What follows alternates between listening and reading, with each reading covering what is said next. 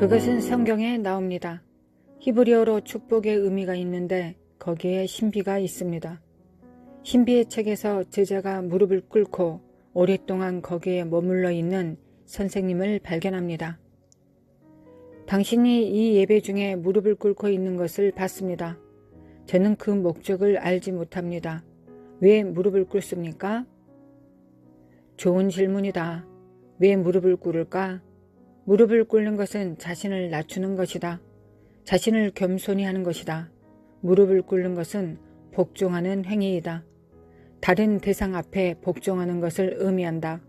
전능하신 하나님 앞에 겸손함의 표로서 무릎을 꿇는다. 하나님의 뜻에 자신을 복종케 하는 것이다. 그런데 그 말이 무슨 뜻인지 아십니까? 축복이라는 말의 히브리어는 바라크입니다. 당신이 히브리 기도에서 그것을 듣게 됩니다. 바룩 아타 아도나이. 모든 기도문에 처음 시작하는 말입니다.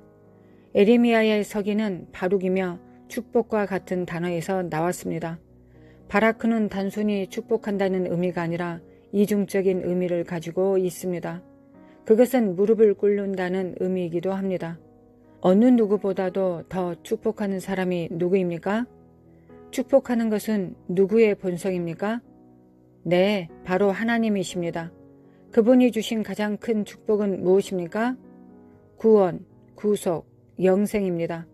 하나님의 본성은 축복하는 것입니다. 그분이 주실 수 있는 가장 큰 축복은 구원의 축복입니다.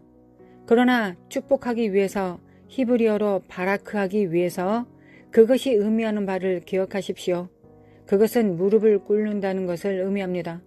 무릎을 꿇는다는 것은 자신을 낮추는 행위입니다. 하나님께서 구원으로 우리를 축복하시려면 예수님은 자신을 낮추어야만 했습니다. 그분이 가장 큰 축복을 주셔야 했습니다. 그분은 무릎을 꿇어야 했습니다. 가장 큰 축복을 하시기 위해 자기 자신을 가장 크게 낮추어야 하는 것입니다. 이 세상에서 가장 큰 하강입니다. 예수님께서 이 세상에 내려오신 것은 바라크의 행위였습니다. 예수님은 인간의 형상으로 오시기 위해 자신을 낮추어야만 했습니다. 그것은 무릎 꿇는 것입니다. 그분은 또한 복종하기 위해 무릎을 꿇었습니다. 그분은 이 세상에 순복하셨습니다. 연약함에 순복하셨습니다. 조롱에 순복하셨습니다. 학대와 비난에 순복하셨습니다. 십자가에 못 박혀 죽도록 심판하기까지 자신을 낮추고 복종시켰습니다. 이 모든 것은 무엇입니까? 그것은 우주의 바라크입니다. 그것은 하나님의 축복입니다. 하나님께 무릎 꿇는 축복입니다. 우주적으로 낮추는 것, 무릎 꿇는 것입니다. 하나님 앞에 굴복하고 겸손함으로써 바라크, 구원의 축복이 우리에게 옵니다. 축복하는 것은 무릎 꿇는 것입니다. 무릎을 꿇는 자는 축복하는 자입니다. 예수님의 무릎 꿇음으로 우리는 축복을 받았습니다. 당신은 그것에 어떻게 반응합니까? 그런 축복에 비추어 무릎 꿇은 그분 앞에 우리가 무릎 꿇는 것 외에는 아무것도 할 수 없습니다.